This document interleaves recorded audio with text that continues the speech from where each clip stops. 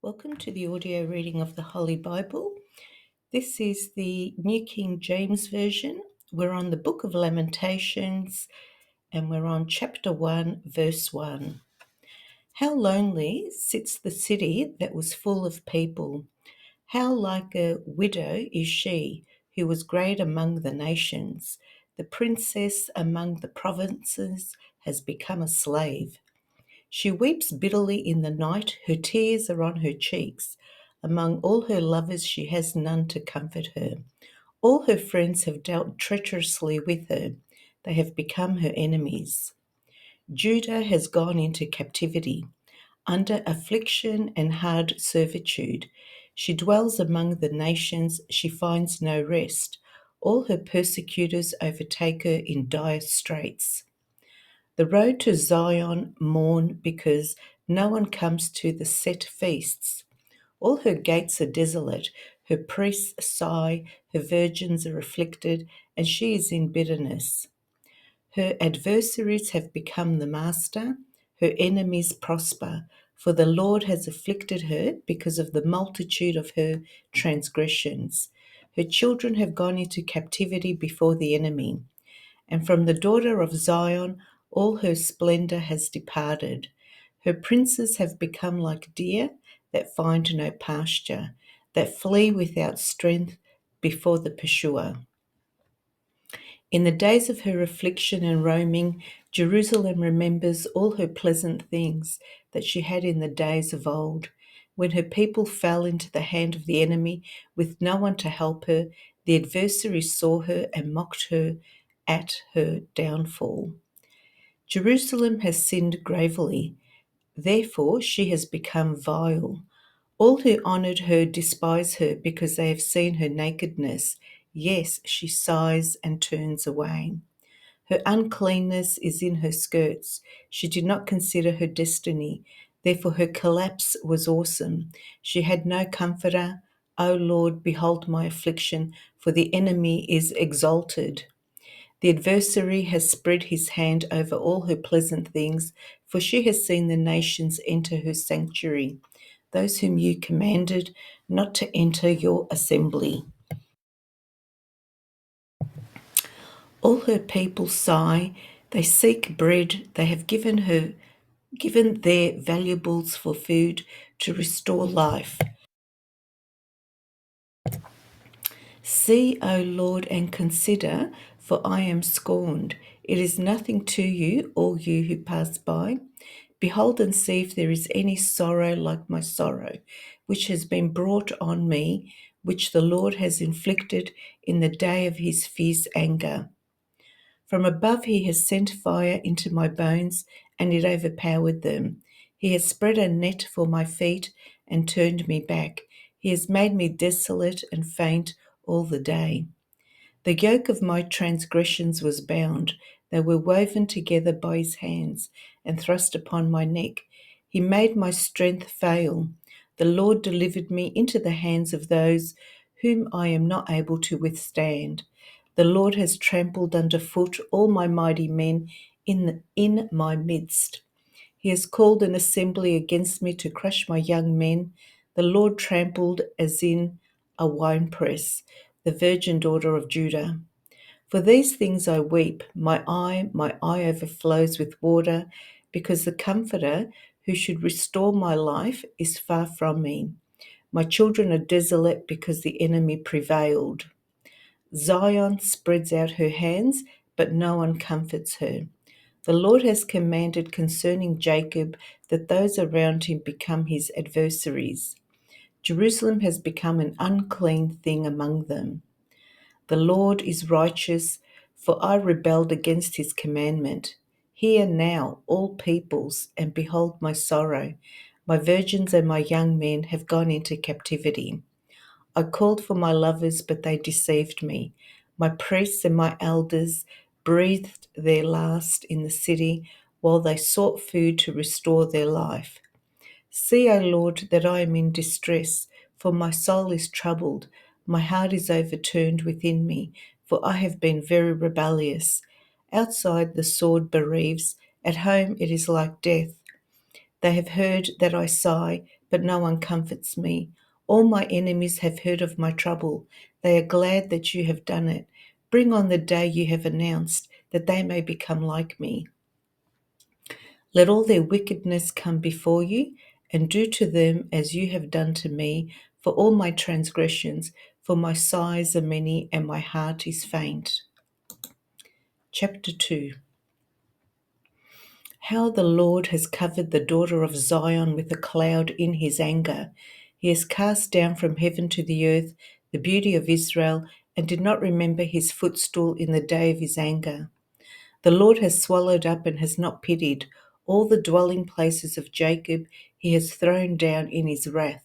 The strongholds of the daughter of Judah, he has brought them down to the ground. He has profaned the kingdom and its princes.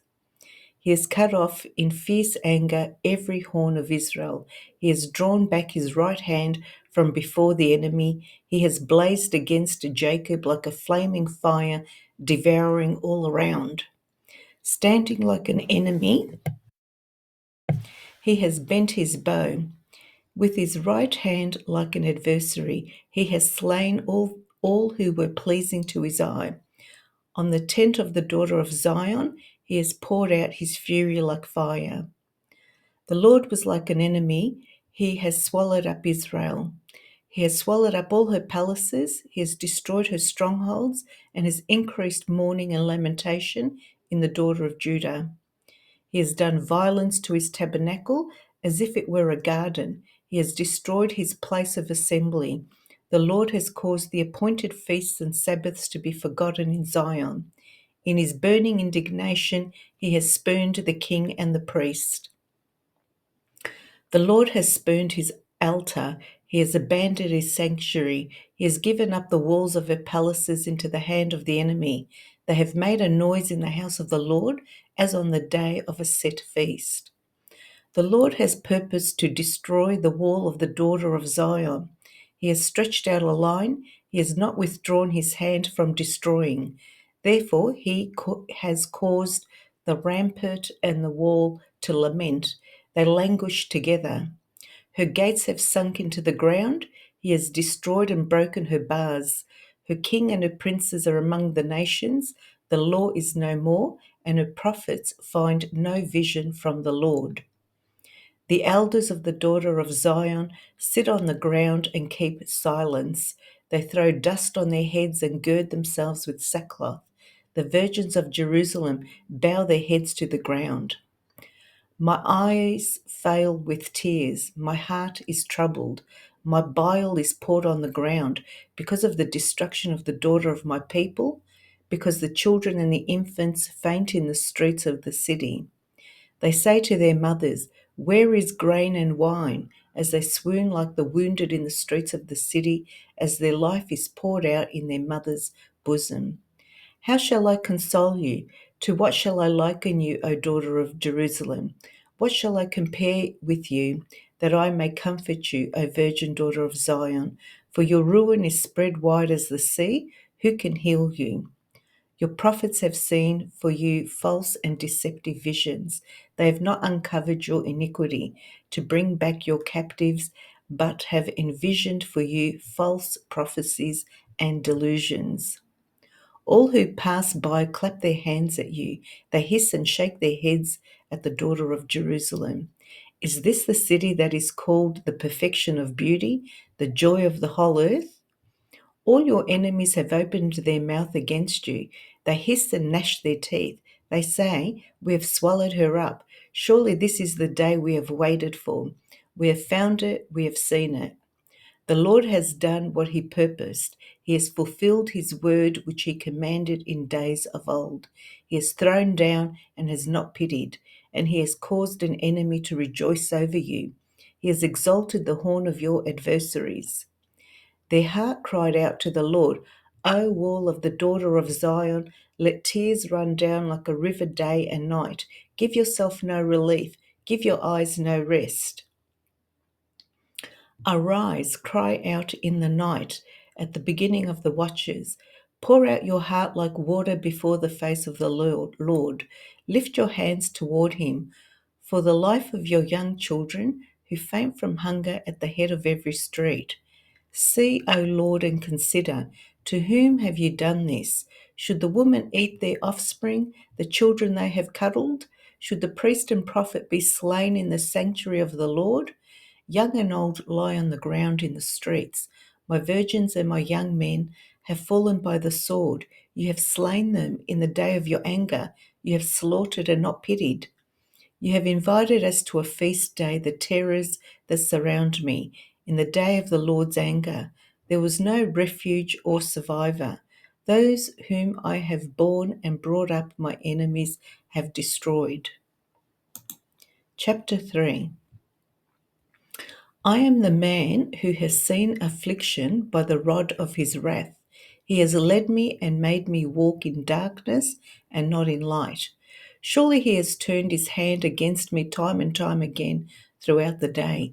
He has aged my flesh and my skin and broken my bones. He has besieged me and surrounded me with bitterness and woe. He has set me in dark places like the dead of long ago. He has hedged me in so that I cannot get out. He has made my chain heavy. Even when I cry and shout, he shuts out my prayers. He has blocked my ways with hewn stone. He has made my path crooked. He has been to me a bear lying in wait, like a lion in ambush.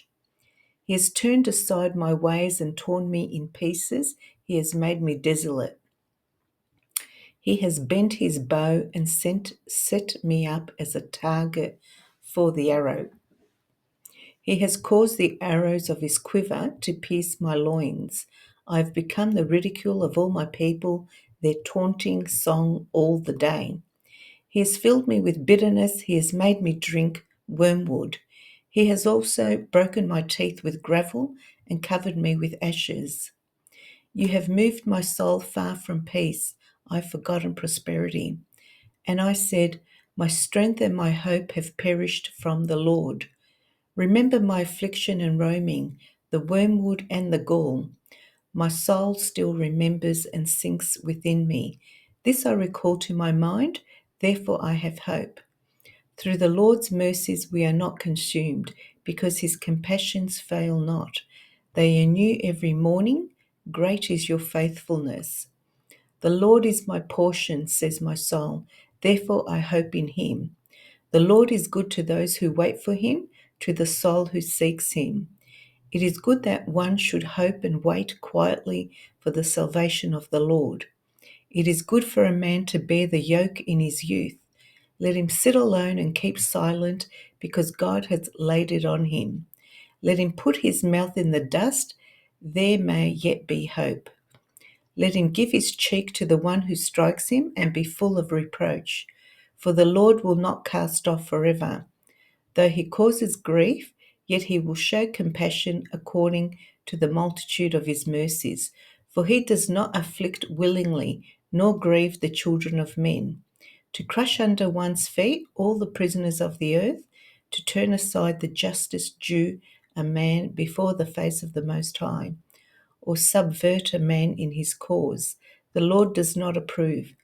Who is he who speaks and it comes to pass when the Lord has not commanded it? Is it not from the mouth of the Most High that woe and well-being proceed? Why should a living man complain, a man for the punishment of his sins? Let us search out and examine our ways and turn back to the Lord. Let us lift our hearts and hands to God in heaven. We have transgressed and rebelled. You have not pardoned. You have covered yourself with anger and pursued us. You have slain and not pitied. You have covered yourself with a cloud that prayer should not pass through. You have made us an offscouring and refuse in the midst of the peoples. All our enemies have opened their mouths against us. Fear and snare has come upon us, desolation and destruction. My eyes overflow with rivers of water for the destruction of the daughter of my people. My eyes flow and do not cease without interruption, till the Lord from heaven looks down and sees. My eyes bring suffering to my soul because of all the daughters of my city. My enemies without cause hunted me down like a bird. They silenced my life in the pit and threw stones at me. The waters flowed over my head. I said, I am cut off. I called on your name, O Lord, from the lowest pit. You have heard my voice.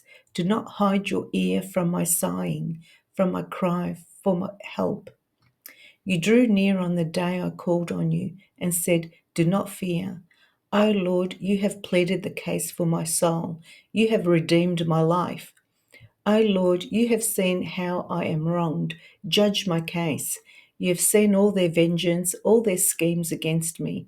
You have heard their reproach, O Lord, all their schemes against me, the lips of my enemies and their whispering against me all the day. Look at their sitting down and their rising up. I am their taunting song. Repay them, O Lord, according to the work of their hands. Give them a veiled heart. Your curse be upon them. In your anger, pursue and destroy them from under the heavens of the Lord. Chapter 4. How the gold has become dim, how changed the fine gold. The stones of the sanctuary are scattered at the head of every street. The precious sons of Zion, valuable as fine gold, how they are regarded as clay pots, the work of the hands of the potter. Even the jackals present their breasts to nurse their young, but the daughter of my people is cruel, like ostriches in the wilderness. The tongue of the infant clings to the roof of its mouth for thirst. The young children ask for bread, but no one breaks it for them. Those who ate delicacies are desolate in the streets. Those who were brought up in scarlet embrace ash heaps. The punishment of the iniquity of the daughter of my people is greater than the punishment of the sin of Sodom, which was overthrown in a moment, with no hand to help her. Her Nazarites were brighter than snow and whiter than milk. They were more ruddy in body than rubies, like sapphire in their appearance. Now their appearance is blacker than soot. They go unrecognized in the streets. Their skin clings to their bones. It has become as dry as wood. Those slain by the sword are better off than those who die of hunger, for these pine away, stricken for lack of the fruits of the field. The hands of the compassionate woman have cooked their own children. They became food for them in the destruction of the daughter of my people. The Lord has fulfilled his fury. He has poured out his fierce anger. He kindled a fire in Zion, and it has devoured its foundations. The kings of the earth and all inhabitants of the world would not have believed that the adversary and the enemy could enter the gates of Jerusalem. Because of the sins of her prophets and the iniquities of her priests, who shed in her midst the blood of the just, they wandered blind in the streets. They have defiled themselves with blood, so that no one would touch their garments. They cried out to them, go away, unclean, go away, do not touch us. When they fled and wandered, these among the nations said, they shall no longer dwell here. The face of the Lord scattered them. He no longer regards them. The people do not respect the priests, nor show favor to the elders. Still our eyes failed us, watching vainly for our help. In our watching we watched for a nation that could not save us. They tracked our steps so that we could not walk in our streets. Our end was near, our days were over, for our end had come. Our pursuers were swifter than the eagles of the heavens. They pursued us on the mountains and lay in wait for us in the wilderness. The breath of our nostrils, the anointed of the Lord, was caught in their pits, of whom we said, under his shadow we shall live among the nations. Rejoice and be glad, O daughter of Edom, you who dwell in the land of Uz. The cup shall also pass over to you, and you shall become drunk and make yourself naked. The punishment of your iniquity is accomplished, O daughter of Zion. He will no longer send you into captivity. He'll punish your iniquity, O daughter of Edom. He will uncover your sins. Chapter 5. Remember, O Lord, what has come upon us. Look and behold our reproach. Our inheritance has been turned over to aliens, and our houses to foreigners. We've become orphans and waifs. Our mothers are like widows. We pay for the water we drink, and our wood comes at a price. They pursue at our heels. We labour and have no rest. We have given our hand to the Egyptians and the Assyrians to be satisfied with bread. Our fathers sinned and are no more, but we bear their iniquities. Servants rule over us. There is none to deliver us from their hand. We get our bread at the risk of our lives because of the sword in the wilderness. Our skin is hot as an oven because of the fever of famine. They ravish the women in Zion, the maidens in the cities of Judah. Princes were hung up by their hands, and elders were not respected. Young men ground at the millstones, boys staggered under loads of wood. The elders have ceased gathering at the gate, and the young men from their music. The joy of our heart has ceased. Our dance has turned into mourning. The crown has fallen from our head. Woe to us, for we have sinned. Because of this, our heart is faint. Because of these things, our eyes grow dim. Because of Mount Zion, which is desolate, with foxes walking about on it. You, O Lord, remain forever, your throne from generation to generation. Why do you forget us forever and forsake us for so long a time? Turn us back to you, O Lord, and we will be restored. Renew our days as of old, unless you have utterly rejected us and are very angry with us.